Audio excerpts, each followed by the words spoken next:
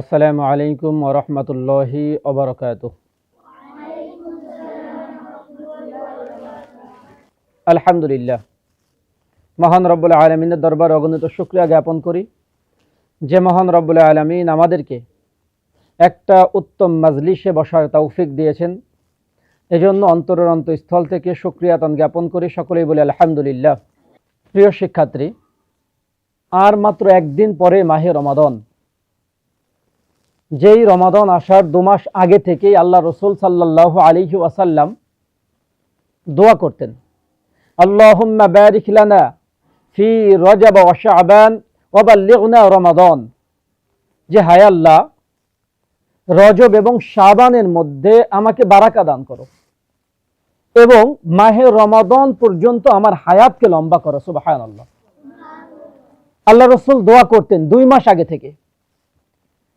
আমরাও তার শেখানো পথে আমরাও দোয়া করেছি। আর মাত্র একদিন বাকি মাহে রমাদানের, সেই বরকতময় মাস, যেই মাসে একটি সুন্নাতের আমল করলে অন্যান্য মাসে একটি ফরজ ইবাদত করার সমতুল্য সওয়াব পাওয়া যায়। যেই মাসে 1 টাকা দান করলে অন্যান্য মাসের চাইতে 70 গুণ বেশি সওয়াব পাওয়া যায়। এই মাসের মর্যাদা আমাদের কাছে এত বেশি কেন? যেই মাসের ব্যাপারে আল্লাহ সুবহানাহু ওয়া তাআলা বলেছেন, ইয়া আইয়ুহাল্লাযীনা আমানু কুতিবা আলাইকুমুস সিয়াম কামা কুতিবা আলাল্লাযীনা মিন ক্বাবলিকুম লাআল্লাকুম তাত্তাকুন। যে হে ঈমানদারগণ, তোমাদের উপর রোজাকে ফরজ করেছি যেমনি ভাবে ফরজ করেছিলাম তোমাদের পূর্ববর্তী উম্মতদের উপর। আমরা যদি প্রশ্ন করি যে ও আহকামুল হাকিমিন, তুমি 11টি মাস আমাদেরকে খাওয়ার কষ্ট দিলে না, পানাহার থেকে আমাদেরকে বিরত রাখলে না, তাহলে এই একটি মাস কেন আমাদেরকে তুমি খাওয়ার কষ্ট পানাহার থেকে বিরত রাখবে? আল্লাহ সুবহানাহু ওয়া তাআলা কি বলে জানো? রব বলছেন যে লাআল্লাকুম তাত্তাকুন, যেন তোমরা তাকওয়া অবলম্বন করতে পারো, যেন তোমরা ক্ষুধা বিরত অর্জন করতে পারো। তাকওয়া কি? তাকওয়া হলো আল্লাহর ভয়। কার ভয়? আল্লাহর ভয়। এই যে আমি তোমাদের উস্তাদ, আমার সামনে চাইলেই কি তোমরা কোন অপরাধ করতে পারো? হ্যাঁ, কেউ যদি অপরাধ করতে যাও, অর্থাৎ এক ভাই আর এক ভাইকে আঘাত করছো, সাথে সাথে যদি উস্তাদের চেহারা তোমাদের চোখের সামনে চলে আসে, যে আমি তোমাদের সামনে চলে আসছি, সাথে সাথে তোমার হাতকে কি করবা? গুটিয়ে নিবা না? হ্যাঁ, যে না উস্তাদ দেখে ফেলছে।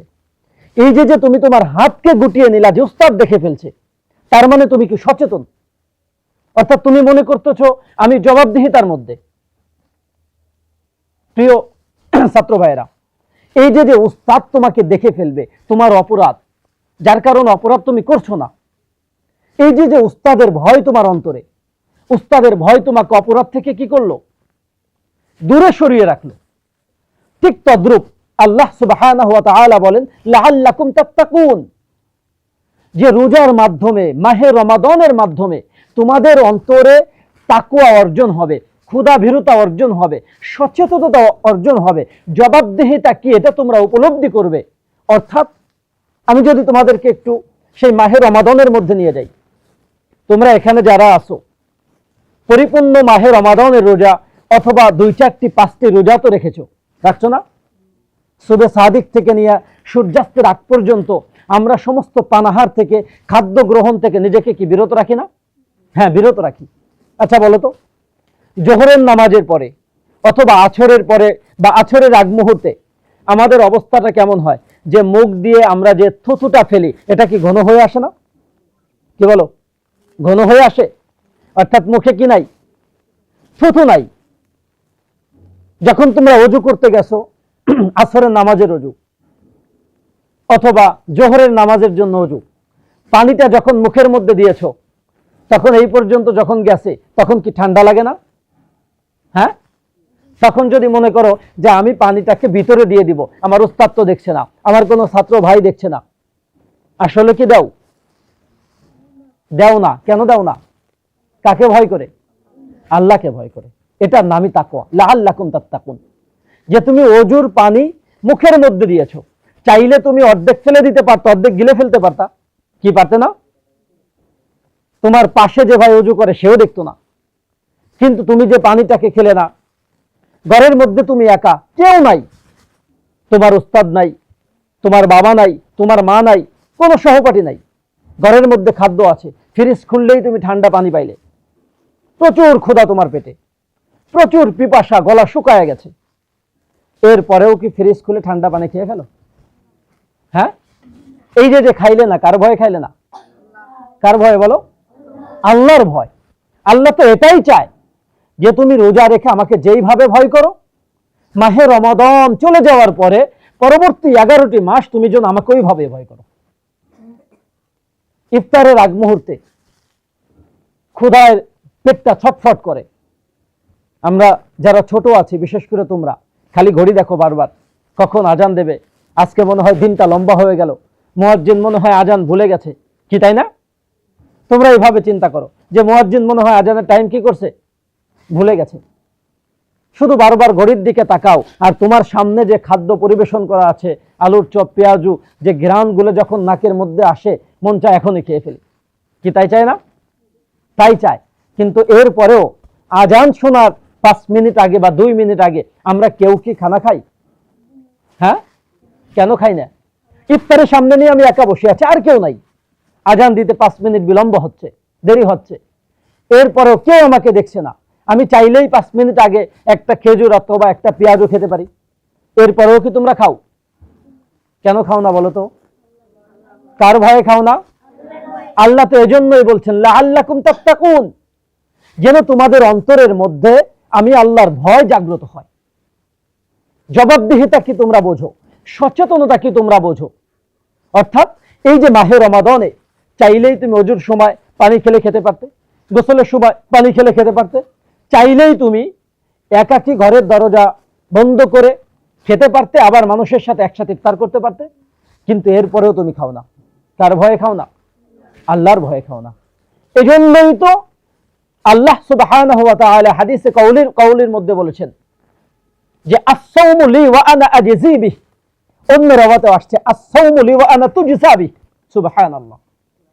আল্লাহ তার রাসূল সাল্লাল্লাহু আলাইহি ওয়াসাল্লামকে জানিয়ে দিয়েছেন, হে রাসূল, আপনি আপনার উম্মতকে জানায় দেন না যে আস-সাওমু লি ওয়া আনা আজজি বিহি, আস-সাওমু লি ওয়া আনা তুজজা বিহি, যে রোজা একমাত্র আমার জন্য। কার জন্য? আমার জন্য। এবং রোজার প্রতিদান আমি আল্লাহ নিজের হাতে দেব। সুবহানাল্লাহি ওয়া বিহামদিহি। অন্য রাওয়াতে আসছে যে রোজা আমার জন্য, রোজার প্রতিদান স্বয়ং আমি আল্লাহ নিজেই। আমি আল্লাহ কি? নিজেই। এখন আমি যদি তোমাদের কাউকে বলি যে আচ্ছা আমার মাথায় একটা কি আছে, টুপি আছে, এখানে একটা চশমা আছে, এরপর পরনে একটা কোটি আছে, কোটির নিচে একটা পাঞ্জাবি আছে, উপরে একটা চাদর আছে, এবার যদি তোমাদেরকে বলি আচ্ছা আমার শরীরে টুপি, পাঞ্জাবি, চশমা, যেটা যেটা আছে, এরপর ডান পকেট, বাম পকেট, এরপর অন্যান্য পকেটগুলো, যেখানে যেটা আছে, কে কোনটা নিবা? কে কোনটা নিবা? এখন এর ভিতর থেকে দৌড়ায় এসে মনে করলো ইয়াসিন বলল যে আমি হুজুরের টুপি নিব, কি নেব? টুপি। এরপরে মাইমুন দৌড়ে এসে বলল যে আমি কোটি নেব, রাইহান দৌড়ে এসে বলল যে আমি হুজুরের চশমাটা নেব, আর একজন বলল আমি হুজুরের পাঞ্জাবিটা নেব। হামজা ছোট্ট মানুষ দৌড়ে এসে হুজুরের মাথায় হাত দিল। কোথায়? মাথায়। মাথায় হাত দিয়ে বলল যে আমি হুজুরকেই নেব। কে বুঝলা যে আমি কাকে নেব? হুজুরকেই নেব। তাহলে হামজা যদি হুজুরকেই নেয়, তাহলে টুপি পাবে কিনা? চশমা পাবে কিনা? চাদর পাবে কিনা? পাঞ্জাবি পাবে কিনা? ডান পকেটে টাকা থাকলে হামজা পাবে কিনা? বাম পকেটে টাকা থাকলে হামজা পাবে কিনা? কে পাবে? হামজা কি একটা একটা চাইছে, না একটার মাধ্যমে সব পেয়ে গেছে? একটার মাধ্যমে সব পেয়ে গেছে। আল্লাহ সুবহানাহু ওয়া তাআলা বললেন যে আস-সাওমু লি ওয়া আনা আজজি বিহি, আস-সাওমু লি ওয়া আনা তুজজা বিহি, রোজা আমার জন্য, এর প্রতিদান আমি আল্লাহ নিজের হাতে দেব। অন্য রাওয়াতে আসছে যে রোজা আমার জন্য, এর প্রতিদান আমি আল্লাহ নিজেই। হাদিসের মধ্যে আসছে যে হাসরের ময়দানে রোজাদারদের জন্য ভিআইপি একটা গেট থাকবে। ভিআইপি একটা কি থাকবে? গেট থাকবে, যেই গেটের নাম হলো রায়্যান। এই রায়্যান নামক গেটের ভিতর দিয়ে শুধুমাত্র তারাই প্রবেশ করবে যারা আল্লাহর সন্তুষ্টির জন্য মাহে রমাদানের রোজা রেখেছে। সুবহানাল্লাহ। কার সন্তুষ্টির জন্য? আল্লাহর সন্তুষ্টির জন্য। এজন্য প্রিয় শিক্ষার্থী, আমরা কি চাই না যে ওই রায়আন নামক গেটের ভিতর দিয়ে আমি সরাসরি জান্নাতে প্রবেশ করি? হাদিসের মধ্যে আসছে, আল্লাহ রাসূল সাল্লাল্লাহু আলাইহি ওয়াসাল্লাম বলেছেন যে হাসরের ময়দানে আল্লাহ সুবহানাহু ওয়া তাআলা একজন রোজাদারকে নিজের হাতে জান্নাতি খাবার নিজের হাতে তিনি রোজাদারকে খাইয়ে দেবে। কাকে খাইয়ে দেবে? রোজাদারকে, যিনি আল্লাহর সন্তুষ্টির জন্য কি রেখেছে? রোজা রেখেছে। আল্লাহ কেন বললেন যে আস-সাওমু লি ওয়া আনা তুজজা বিহি, আস-সাওমু লি ওয়া আনা আজজি বিহি? আল্লাহ কেন বললেন যে রোজা আমার জন্য, এর প্রতিদান আমি দেব? নামাজের কথা বললেন না, যাকাতের কথা বললেন না, হজের কথা বললেন না, রোজা সাওম এমন কি যেটার কথা বললেন? অর্থাৎ তোমরা অবশ্যই খেয়াল করেছো যে ফজরের নামাজে আমাদের মসজিদগুলোতে মুসল্লি বেশি হয় না জুমার নামাজে মুসল্লি বেশি হয়? হ্যাঁ, ফজরের নামাজ কার হুকুম? জোহরের নামাজ, আসরের নামাজ, মাগরিবের নামাজ, এশার নামাজ। তাহলে আমাদের সমাজের মসজিদগুলোতে ফজরে মুসল্লি হয় না, জুমায় কেন মসজিদ ভরে যায়? তাহলে জুমায় যারা আসলো, শুধুমাত্র জুমায় উপস্থিত হলো, এদের মূল উদ্দেশ্য কি আল্লাহর সন্তুষ্টি না মানুষকে দেখানো? কাকে দেখানো? মানুষকে দেখানো। তোমরা কি দেখেছো যে আমাদের দেশে অনেক সময় জাকাত দেওয়া হয় মাইকিং করে? হ্যাঁ, যে অমুক ধনির বাড়িতে বা অমুক দানবীর আগামীকাল জাকাত দেবে, যারা জাকাত নিতে ইচ্ছুক তারা সকাল 10 ঘটিকা উপস্থিত থাকবে। আমি তো দেখেছি, আমি পত্রিকায় পড়েছি যে এই জাকাতের কাপড় আনতে গিয়ে অনেক বৃদ্ধ মায়েরা, অনেক বৃদ্ধ বাবাজিরা পায়ের সাথে পিষ্ট হয়ে মারা গেছে। তাহলে এই জাকাতটা কার জন্য? আল্লাহর জন্য না মানুষকে দেখানো? মানুষকে দেখানো। অনেক সময় হজ করে, এই হজটা অনেক সময় মানুষকে দেখানো হয়, আল্লাহর জন্য হয়। কিন্তু সাওম, রমাদান এমন একটি ইবাদত যেটা কোনো পাগলেও মানুষকে দেখানোর জন্য সারাদিন না খেয়ে থাকে না। নাকি থাকে? যিনি রোজা রাখে, সারাদিন না খেয়ে থাকে, পানাহার থেকে নিজেকে বিরত রাখে, এটা কার জন্য? একমাত্র কার জন্য? আল্লাহর জন্য। প্রিয় ভাইরা, আল্লাহর জন্য যিনি রোজা রাখলেন, এর মর্যাদা আল্লাহ নিজের হাতে দেবে। কার হাতে? নিজের হাতে। এই মাহে রমাদানের মর্যাদা এত বেশি কেন কি তোমাদের জানা আছে? হ্যাঁ, আমি যত সময় কথা বলবো এদিকে, তত সময় পর্যন্ত তোমাদের চোখ কার কোথায় থাকবে? আমার দিকে। তোমাদের চোখ আমার দিকে, কান থাকবে কার দিকে? আমার দিকে। অঙ্গ প্রত্যঙ্গ সবকিছু আমার দিকে। তাহলে আমাদের কথাগুলো, প্রত্যেকটা কথা তোমাদের হৃদয়ে আঘাত আনবে এবং হৃদয়ে গিয়ে স্থান নেবে। প্রিয় ছাত্র ভাইরা, মাহে রমাদানের এত মর্যাদা কেন জানো তোমরা? হ্যাঁ, রব বলছেন শাহরু রমাদান আল্লাযী উনজিলা ফীহিল কুরআন, এই মাহে রমাদানে আমি পবিত্র কুরআনুল কারীম নাজিল করেছি। সুবহানাল্লাহ। কোন মাসে? মাহে রমাদানে। তাহলে বোঝা গেল মাহে রমাদান এমন একটি মাস যেই মাসে আল্লাহ সুবহানাহু ওয়া তাআলা কুরআন নাজিল করেছে। কোরআন এটা কার কিতাব? কার কালাম? সম্পূর্ণটাই আল্লাহর কথা। আল্লাহ রাসূল সাল্লাল্লাহু আলাইহি ওয়াসাল্লাম বলেন যে কেউ যদি আল্লাহর সাথে কথা বলতে চায় তাহলে সে যেন আল্লাহর কালাম তেলাওয়াত করে, আল্লাহর কোরআন তেলাওয়াত করে। আল্লাহর কোরআন যদি তেলাওয়াত করে তাহলে সে যেন তার রবের সাথেই কথা বলে। সুবহানাল্লাহ। কার সাথে কথা বলে? রবের সাথে, আল্লাহর সাথে। কেননা আলহামদুলিল্লাহি রাব্বিল আলামিন থেকে নিয়ে মিনাল জিন্নাতি ওয়ান নাস পর্যন্ত সমস্ত কথা, সম্পূর্ণ কোরআন একমাত্র আল্লাহরই কালাম। কার কালাম? আল্লাহর কালাম। তোমরা মাদ্রাসা আসছো না? হ্যাঁ, উদ্দেশ্য কি? কোরআন মুখস্থ করবে, তাই তো? কোরআনের হাফেজ হবে, তাই তো? তুমি কি জানো একজন কোরআনের হাফেজের মর্যাদা কি? আমি তো আমার জায়গা থেকে চিন্তা করতে পারি না যে একজন হাফেজের মর্যাদা আমি কোন ভাবে দেব। একজন হাফেজের মর্যাদা আমি আমার হৃদয়ে কোন জায়গায় বসাবো? আচ্ছা বলো তো, কুরআনুল কারীমের সর্বপ্রথম কোন সূরা নাজিল হয়েছিল জানা আছে তোমাদের? সূরাতুল আলাক। সূরাতুল আলাক নাজিল হয়েছিল কবে? এই মাহে রমাদানের মধ্যে এমন একটি মাস আছে যেই মাসের মর্যাদা হাজার মাসের চাইতেও বেশি। ইন্না আনজালনাহু ফি লাইলাতিল কদর, লাইলাতুল কদরি খায়রুম মিন আলফি শাহর। আল্লাহ বলেন যে এই মাহে রমাদানে এমন একটি রাত আছে যেই রাতের মর্যাদা হাজার মাসের চাইতেও কি বেশি। সেই মাসটির নাম কি?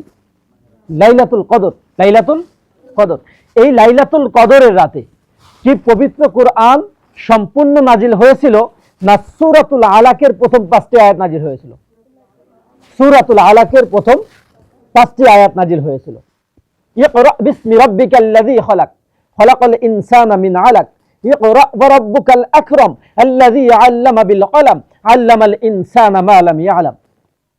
লাইলাতুল কদরে আল্লাহ সুবহানাহু ওয়া তাআলা তার হাবিব সাল্লাল্লাহু আলাইহি ওয়াসাল্লামের উপর পবিত্র কুরআনুল কারীমের 30 নম্বর পারার সূরাতুল আলাকের প্রথম 5টি আয়াত নাজিল করেছিল। কয়টি আয়াত? আমি তোমাকে বুঝাইতে চাচ্ছি একজন কোরআনের হাফেজের মর্যাদা কি, একজন কোরআনের হাফেজের দাম কত, একজন কোরআনের হাফেজের মর্যাদা আমি কোন ভঙ্গিতে দেব, আমি ওটাই তোমাকে বুঝাইতে চাচ্ছি। যে লাইলাতুল কদরের রাতে আল্লাহ রাসূল সাল্লাল্লাহু আলাইহি ওয়াসাল্লামের কাছে পবিত্র কুরআনুল কারীমের কোন সূরার প্রথম 5টি আয়াত নাজিল হয়েছিল? কয়টি আয়াত? এই 5টি আয়াত নাজিল হওয়ার কারণে ওই রাতের মর্যাদা আল্লাহর কাছে কত দিনের চাইতে উত্তম? হাজার মাসের চাইতে উত্তম। কত মাস? হাজার মাসের চাইতে উত্তম। এক রাতের মর্যাদা হাজার মাসের চাইতে উত্তম। এত মর্যাদা কেন হলো? একমাত্র এই কুরআনের বরকতের কারণে। কিসের কারণে? কুরআনের বরকতের কারণে।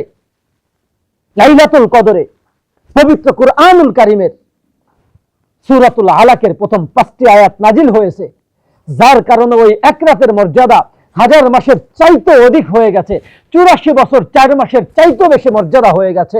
প্রিয় ছাত্র ভাইয়েরা, আমি বলতে চাই লাইলাতুল কদরে কয়টি আয়াত নাজিল হয়েছে? কোন সূরার? ওই রাতের মর্যাদা কত দিনের চাইতে বেশি? হাজার মাসের চাইতেও বেশি।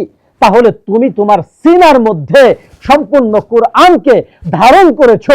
আল্লাহ তোমার সিনার মধ্যে পবিত্র কুরআনকে ধারণ করার যোগ্যতা দিয়েছে। যেই সিনার মধ্যে পূর্ণাঙ্গ 30 পারা কুরআন, 114টা সূরা রব্বি কারীম ধারণ করেছে, ওই সিনাওয়ালা মানুষটাকে আমি কোন ভাবে, কোন রঙে আর কোন ঢঙে তাকে আমি ইজ্জত দেব? তুমি বলো তো, তোমার মর্যাদা কি? একজন কোরআনের হাফেজের মর্যাদা আমি কিভাবে দিলে আল্লাহ সন্তুষ্ট হবে, আল্লাহ রসুল সন্তুষ্ট হবে? বলো আমাকে। যে রাতে 5টি আয়াত নাজিল হয়েছে, ওই রাতের মর্যাদা যদি 84 বছর 4 মাসের চাইতে বেশি অধিক হতে পারে, ওই রাতের মর্যাদা যে হাজার মাসের চাইতে উত্তম হতে পারে, তাহলে যে সিনার মধ্যে একজন কোরআনের হাফেজ পূর্ণাঙ্গ 30 পারাকে ধারণ করেছে, ওই সিনাটাকে আমি কিভাবে মূল্যায়ন করবো? আল্লাহু আকবার। ওই সিনা তো যদি সে দুনিয়াতে থাকা অবস্থায় হারামকে হারাম, হালালকে হালাল মেনে চলে, আল্লাহ রাসূল সাল্লাল্লাহু আলাইহি ওয়াসাল্লাম বলেন, মান ক্বারাআল কুরআন ফাস্তাযহারাহু ফাআহাল্লা হালালাহু ওয়া হাররামা হারামাহু আদখালাহু আল্লাহুল জান্নাহ। একজন কোরআনের হাফেজ যদি দুনিয়াতে হালালকে হালাল এবং হারামকে হারাম মেনে চলে, আল্লাহ সুবহানাহু ওয়া তাআলা হাশরের ময়দানে তাকে এমন পাওয়ার আর মর্যাদা দেবে যে 10 জন জাহান্নামী, যাদের উপর জাহান্নাম ওয়াজিব হয়ে গেছে, তাদেরকে রবের কাছ থেকে সুপারিশ করে জাহান্নামী 10 জনকে জান্নাতের ফয়সালা করবে। সুবহানাল্লাহ। এটা কিসের পাওয়ার? কোরআনের পাওয়ার। একজন কোরআনের হাফেজের বাবা মাকে হাশরের ময়দানে আল্লাহ সুবহানাহু ওয়া তাআলা নূরের টুপি পরাবে, নূরের মুকুট পরাবে, নূরের মুকুট পরাবে তোমাদের বাবা মাকে। কেন জানো? কেন? তোমার কি মনে হয় এই যে মাদ্রাসায় আসছো, তুমি মাদ্রাসায় পড়তেছো, তোমার বাবা মার কষ্ট হচ্ছে না? হ্যাঁ, তুমি রাত্রে যখন ঘুমাও, ওদিক থেকে তোমার বাবা মা কষ্ট পায়, না জানে আমার সন্তানটা কি করতেছে। এই যে যে তোমাদের বয়স, এই বয়সে তো আসলে এখানে থাকার কথা না, এখানে থাকার কথা। হ্যাঁ, এই যে ছোট ছোট বাচ্চা তোমরা, তোমাদের থাকার কথা তো মায়ের কোলের মধ্যে। বাপের প্লেটটা তোমার তো ধোয়ার কথা না, মশারি তো তোমার টানানোর কথা না, নিজের জামা কাপড় তো নিজের ধোয়ার কথা না।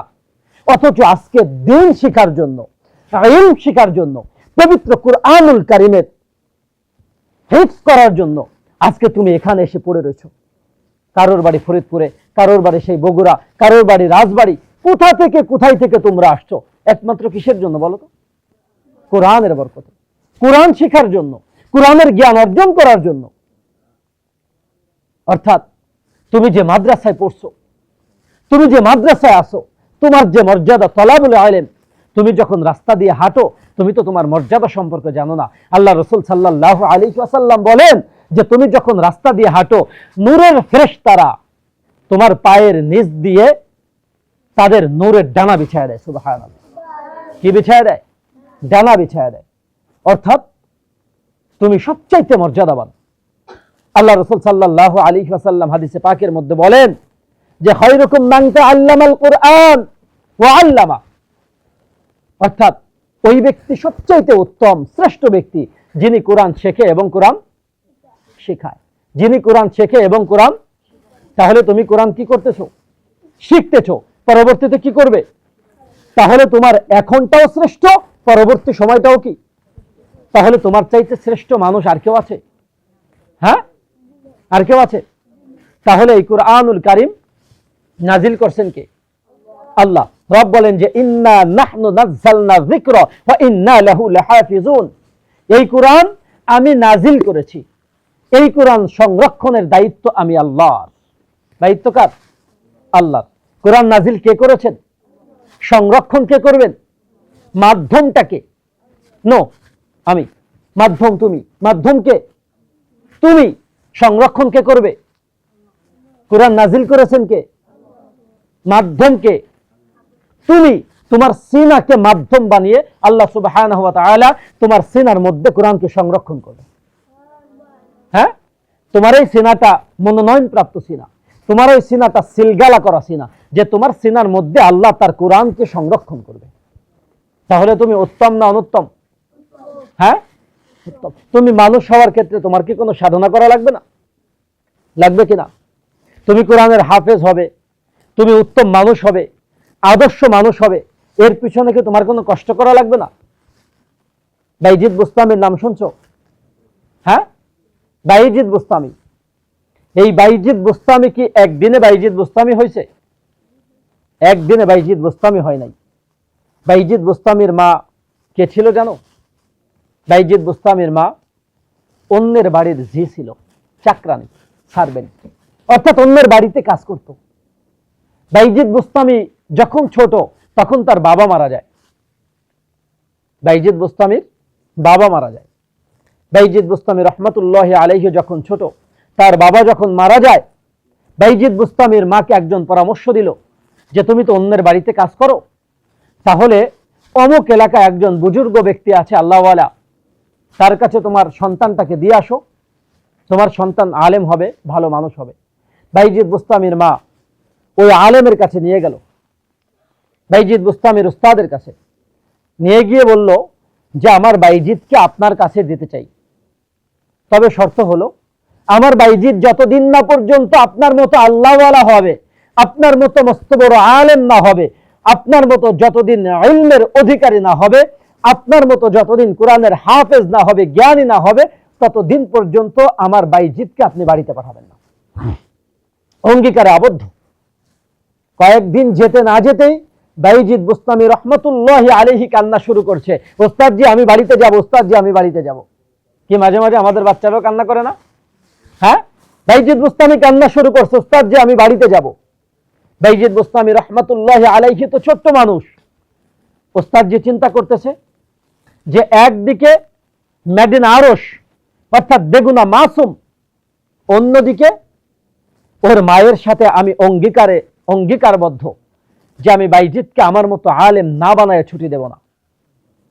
বাইজিদ বুস্তামির উস্তাদ একটা কৌশল আছে, বাইজিদকে ডেকে বলছে বাবা এদিকে। যাওয়ার পরে বলছে কোরআনের এমন কিছু পৃষ্ঠা বের করে বলছে যে এই আধা পারা অথবা এই এক পারা এতগুলো পৃষ্ঠা তুমি যদি এত সময়ের মধ্যে মুখস্থ করে আমাকে শোনাইতে পারো, তাহলে তোমাকে বাড়িতে যাওয়ার জন্য কি দেব? ছুটি দেব। আচ্ছা বলো তো, বাইজিদ বুস্তামির উস্তাদ কি তাকে ছুটি দেওয়ার উদ্দেশ্যে বলছেন? হ্যাঁ, যে আধা পারা অথবা এক পারা তুমি মুখস্থ করে এই সময়ের মধ্যে আমাকে শোনাবা? বাইজিদ বুস্তামির উস্তাদের উদ্দেশ্য কি এটা ছিল যে ওকে আমি ছুটি দেব? না ওকে একটু ঠেকানোর উদ্দেশ্যে? বাইজিদ বুস্তামি রহমতুল্লাহ আলাইহি চলে গেছেন, যে সেজদায় পড়ে সাহায্য চাইছে কার কাছে? আল্লাহর কাছে। যে আল্লাহ মাকে দেখতে ইচ্ছা করে, আমি মাকে দেখতে চাই। এদিকে উস্তাদ তো আমাকে এতগুলো পড়া দিছে যেটা আমার জন্য খুব কষ্টসাধ্য। আল্লাহ তোমার কালাম আমার সিনা, তোমার কালাম আমার সিনা, তোমার কালাম আমার সিনার মধ্যে ঢুকায় দাও। বাইজিদ বুস্তামি পড়তেছে আর মুখস্থ হচ্ছে, বাইজিদ বুস্তামি কোরআন তেলাওয়াত করছে আর অন্তরের মধ্যে ঢুকায় দিচ্ছেন কে? কে ঢুকায় দিচ্ছেন? আল্লাহ। কিছু সময় পরে বাইজিদ বুস্তামি রহমতুল্লাহ আলাইহি উস্তাদের কাছে গিয়ে বলতেছে, উস্তাদজি পড়া হয়ে গেছে ধরেন। উস্তাদজি অবাক হয়ে গেছে, বলে কি বাচ্চা, এত অল্প সময়ের মধ্যে এতগুলা পৃষ্ঠা মুখস্থ? যখন পড়া শোনাইছে, বাইজিদ বুস্তামি রহমতুল্লাহ আলাইহির উস্তাদ বলে, কি ব্যাপার বাবা, সম্ভব হলো কেমনে? আমি তো বুঝতেছি না কিছু। বাইজিদ বুস্তামি রহমতুল্লাহ আলাইহি বলে, উস্তাদজি যার কালাম সে সিনার মধ্যে ঢুকায় দিছে। যার কালাম সে সিনার মধ্যে কি করছে? ঢুকায় দিছে। কালাম কার? আল্লাহ। সিনার মধ্যে ঢুকাইছে কার? বাইজিদ বুস্তামি। ঢুকাইছেন কে? আল্লাহ। বাইজিদ বুস্তামির উস্তাদ এবার ছেড়ে দিয়েছে, যাও মাকে দেখে আসো। বাড়িতে যেতে যেতে সন্ধ্যা ঘনিয়ে আসছে, দরজায় গিয়ে টক টক করে আওয়াজ করছে, মা আমি তোমার বাইজিদ, আমি তোমাকে দেখতে আসছি। ভিতর থেকে আওয়াজ আসছে, না না না, আমার বাইজিদ হতে পারে না, কেননা আমার বাইজিদের উস্তাদের সাথে আমি অঙ্গীকারবদ্ধ, যতদিন না পর্যন্ত আমার বাইজিদ তার মতো মস্ত বড় আলেম না হবে, আল্লাহওয়ালা না হবে, ইলমের অধিকারী না হবে, ততদিন পর্যন্ত বাইজিদকে তিনি ছুটি দেবেন না, রুখসত দেবেন না, আমাকে দেখার জন্য সুযোগ দেবেন না। ভিতর থেকে আওয়াজ আসছে। কেমন সন্তান আর কেমন মা, কি তাদের ত্যাগ ইসলামের জন্য, দিন বুঝার জন্য, সন্তানকে আলেম বানানোর জন্য। যে বাইরে থেকে সন্তানের কণ্ঠ, মা আমি তোমার বাইজিদ, ভিতর থেকে আওয়াজ আসতেছে, না আমার বাইজিদ হতে পারে না, আমার বাইজিদ তো আসবে সেদিন যেদিন তার উস্তাদের মতো আলেম হবে। বাইজিদ চলে গেছে, যে আমার মা তো দরজা খুলবে না। উস্তাদের কাছে গিয়ে বলতেছে, উস্তাদ মা তো দরজা খোলে নাই। কয় কেন? কয় ভিতর থেকে আওয়াজ আসছে, আমার বাইজিদ হতে পারে না, আমার বাইজিদ তো মস্ত বড় আলেম হয়ে ঘরে ফিরবে, আমার বাইজিদ তো তার উস্তাদের মতো আলেম হয়ে আসবে। বাইজিদ রহমাতুল্লাহ আলাইহি দিন শিক্ষা শুরু করলেন, প্রতিজ্ঞা নিলেন উস্তাদের মতো আলেম হব, উস্তাদের কাছ থেকে সোহবত নিয়ে প্রকৃত ইলম অর্জন করে এরপর দ্বীনের রাস্তায় বের হয়ে পড়ব। বছরের পর বছর বাইজিদ বুস্তামি রহমতুল্লাহ আলাইহি উস্তাদের সিনা থেকে ইলম অর্জন করতে শুরু করলেন, উস্তাদের কাছ থেকে ইলম অর্জন করা শুরু করলেন। দীর্ঘ কয়েক বছর পরে তাহাজ্জুদের সময় উস্তাদ ঘুমায় আছে, বাইজিদ বুস্তামি রহমতুল্লাহ আলাইহি সেজদায় পড়ে, তাহাজ্জুদের সেজদায় পড়ে আল্লাহ সুবহানাহু ওয়া তাআলার দরবারে কান্না করতেছে।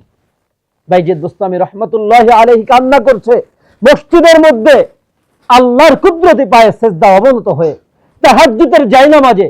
এদিক থেকে উস্তাদ ঘুমিয়ে আছে, উস্তাদকে স্বপ্নে দেখাচ্ছেন মুহাম্মদ সাল্লাল্লাহু আলাইহি ওয়াসাল্লাম সামনে আসছে, এসে বিলায়েতের পাগড়ি বাইজিদ বুস্তামি রহমতুল্লাহ আলাইহির উস্তাদের মাথায় পরিয়ে দিচ্ছে।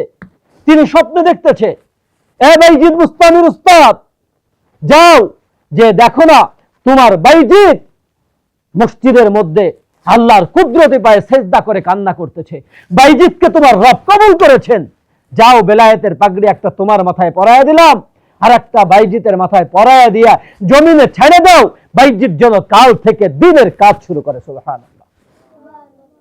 বাইজিদের ত্যাগ। মা ভিতর থেকে আওয়াজ দিচ্ছে, আমার বাইজিদ হতে পারে না। বাইজিদ পালাইয়া নানা বাড়ি যায় নাই, বাইজিদ বাহির থেকে গালাগালি করে নাই যে আমি তোমার বাইজিদ, কেন দরজা খুলবে না। বাইজিদ সোজা চলে গেছে কোথায়? উস্তাদের কাছে। উস্তাদের কাছে গিয়া পূর্বের থেকে মৌন বল, মৌন শক্তি, তার স্পিরিট লেখাপড়ার প্রতি বাড়ছে না কমছে? হ্যাঁ, বাড়ছে না কমছে? বাড়ছে। তিনি তাওয়াক্কুল করেছে কার উপর? আল্লাহর উপর। কয়েক বছরের মধ্যে তাকে কবুল করে নিয়েছেন কে? আজকে বাইজিদকে তো আমরা নামে চিনি, বাইজিদের নাম শুনলে আমরা চুমু দেই। বাইজিদ, তোমাকে দেখি নেই, তবে তোমার ইতিহাস পড়ে আমাদের চোখ দিয়ে পানি পড়ে। বাইজিদ বুস্তামি রহমতুল্লাহি আলাইহির মা অসুস্থ, সন্তানকে আদর্শ মানুষ হিসেবে গড়ে তুলতে তার ইচ্ছাটা কি ছিল তা তো তোমরা জানো না। বাইজিদ বুস্তামি যখন আলেম হয়ে ঘরে ফিরলেন, ঘরে যেয়ে দেখলেন যে তার মা সেজদারত অবস্থায় রবের শুকরিয়া জ্ঞাপন করছে, সুবহান রাব্বিয়াল আলা। পিছনের দিক থেকে গিয়ে পিঠের উপর হাত রেখে বলতেছে, মা আমি তোমার বাইজিদ, আমি তোমার ওয়াদা রেখেছি, তুমি আমার উস্তাদের সাথে যে অঙ্গীকারবদ্ধ হয়েছিলে তার মতো আলেম না হয়ে আমি ঘরে ফিরবো না। আল্লাহ আমাকে দ্বীনের জন্য কবুল করেছে, আমি আজকে তোমার বাইজিদ, তোমার মনের আশাকে পূর্ণ করে ঘরে ফিরেছি। বাইজিদের মা বুঝতে পারছে আমার বাইজিদ আমার ঘরে আসছে। সাথে সাথে বাইজিদের মা দোয়া করছে কার কাছে? আল্লাহর কাছে, যে আল্লাহ আমি তো অসুস্থ, আজকে যদি তুমি আমাকে বাঁচায় রাখো, আমার বাইজিদ ঘর থেকে বের হবে না, তোমার দ্বীনের দায়ী হিসেবে নিজেকে নিযুক্ত করবে না, বাইজিদ তো আমার খেদমতে পড়ে থাকবে আমার মৃত্যুর আগ পর্যন্ত। হায় আল্লাহ, আমি আমার বাইজিদের চেহারা দেখতে চাই না, আমার বাইজিদের কাছ থেকে আমি কোনো খেদমত চাই না। আমি চাই আমার বাইজিদকে তুমি দ্বীনের জন্য কবুল করো, আমার বাইজিদকে তুমি কোরআনের খাদেম হিসাবে কবুল করো, আমার বাইজিদকে দ্বীনের একজন মর্দে মুজাহিদ হিসেবে কবুল করো। আমি বাইজিদের আদর্শ মা হিসেবে বাঁচতে চাই। হায় আল্লাহ কামুল হাকিমিন, আমি সাজদারত অবস্থায় তোমার কাছে আমি মৃত্যু চাই, আমাকে মৃত্যু দাও। আমি এই অবস্থায় যদি আমাকে তুমি মৃত্যু না দাও, আমি যদি এখান থেকে বেঁচে ফিরি, তাহলে আমার বাইজিদ ঘর থেকে বের হবে না, আমার বাইজিদ তার সারাটা জীবন আমার খেদমতে উৎসর্গ করে দেবে। আমি আমার বাইজিদের কাছ থেকে খেদমত চাই না, আমি চাই আমার বাইজিদ যেন তোমার দায়ী হিসাবে গোটা বিশ্বে দ্বীন ইসলামের কাজ করতে পারে। আমার বাইজিদকে তুমি দ্বীনের জন্য কবুল করো, আহকামুল হাকিমিন, আমাকে তুমি এই অবস্থায় মৃত্যু দান করো। কি ত্যাগ তুমি চিন্তা করতে পারছো? মাদ্রাসায় দেওয়ার পরে একদিন দরজা এসে টকটক করে আওয়াজ করলো, মা আমি তোমার বাইজিদ। বাইজিদের মা দরজা খুললো না। কিসের জন্য বলো তো? কথা বলো, কিসের জন্য? সন্তানকে কি দেখতে ইচ্ছা করছিল না? হ্যাঁ, মায়ের অন্তরে কি মায়া লাগতেছিল না? এরপরও সমস্ত মায়াকে ত্যাগ করে তিনি চিন্তা করলেন, আমার সন্তানটাকে আমি আদর্শ সন্তান হিসেবে দেখতে চাই, আমি আমার সন্তানটাকে একজন নেককার সন্তান হিসেবে দেখতে চাই, আমি আমার সন্তানটাকে দ্বীনের একজন প্রকৃত দায়ী হিসেবে দেখতে চাই। আজকে মায়ের ত্যাগের বিনিময়ে, আজকে বাইজিদের ত্যাগের বিনিময়ে বাইজিদ আজকে আমাদের কাছে আদর্শ, বাইজিদ বুস্তামি আজকে আমাদের কাছে আদর্শ। কথা বলো ঠিক কিনা? এজন্য আমাদের ইসলাম বুঝার জন্য, কোরআন মুখস্থ করার জন্য, কোরআনকে মেনে নেওয়ার জন্য আমার জীবনের ত্যাগ যত বেশি, আল্লাহ সুবহানাহু ওয়া তাআলার কাছে আমি বান্দা হিসেবে মর্যাদা তত বেশি। কথা বলো ঠিক কিনা? হ্যাঁ, অনেক সময় তোমাদেরকে আমরা আঘাত করি না? কথা দিয়ে আঘাত করি, অনেক সময় হাত দিয়ে আঘাত করি, কখনো ব্যাতের মাধ্যমে আঘাত করি, করি কি করি না? তোমার মধ্যে যারা আছো, ঘোড় দৌড় দেখেছো কখনো? ঘোড়া দৌড়ানো? হ্যাঁ, ঘোড়ার উপরে যিনি বসে থাকে তাকে কি বলে জানো? সোয়ার। কি বলে? সোয়ার। এই সোয়ার যখন ঘোড়ার উপরে ওঠেন, তখন থেকে নিয়ে গন্তব্য পৌঁছানোর আগ পর্যন্ত ওর একটা কাজ থাকে, সেটা হলো ঘোড়াকে কি করা? চাবুক দিয়ে পিটানো, ছুরি দিয়ে পিটানো।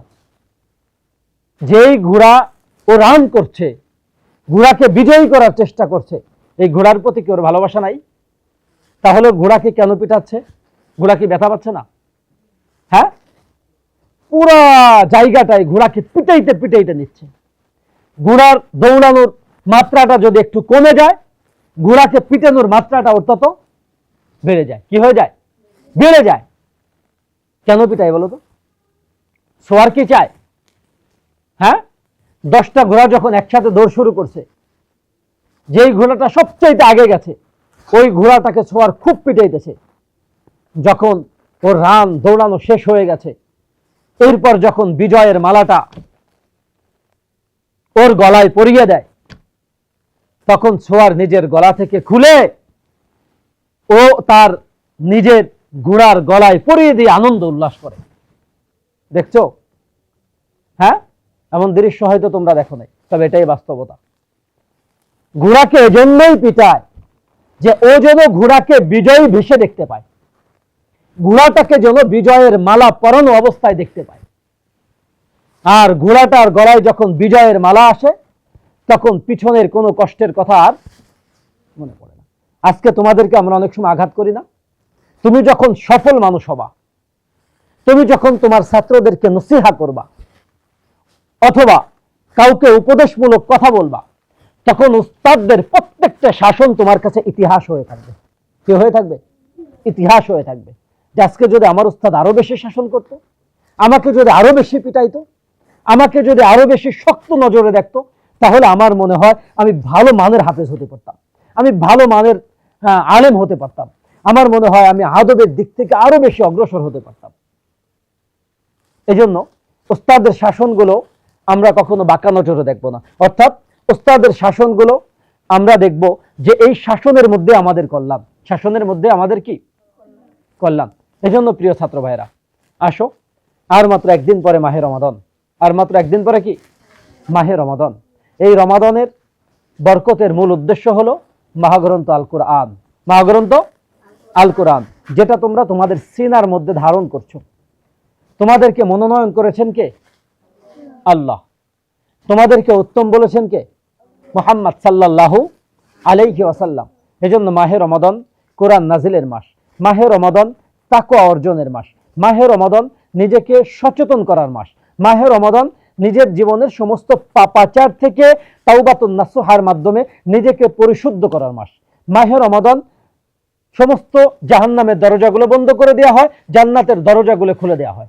মাহে রমাদান যেই মাসে শয়তানকে জিনজিরবদ্ধ করা হয়, শৃঙ্খলবদ্ধ করা হয়। এই জন্য আসো, আমরা আজকে মাহে রমাদানের একদিন আগে থেকে প্রত্যয় গ্রহণ করি যে আমরা মাহে রমাদানের প্রত্যেকটা রোজা যথাযথভাবে রাখবো এবং পবিত্র কুরআনুল কারীম যথাযথভাবে অন্যান্য মাসের চাইতে বেশি তেলাওয়াত করব এবং মাহে রমাদান ইবাদতের মাধ্যমে নিজেকে পরিশুদ্ধ করব, আল্লাহ সুবহানাহু ওয়া তাআলার কাছে নিজেকে আদর্শ ঈমানদার হিসেবে আমরা পরিচিত করাবো।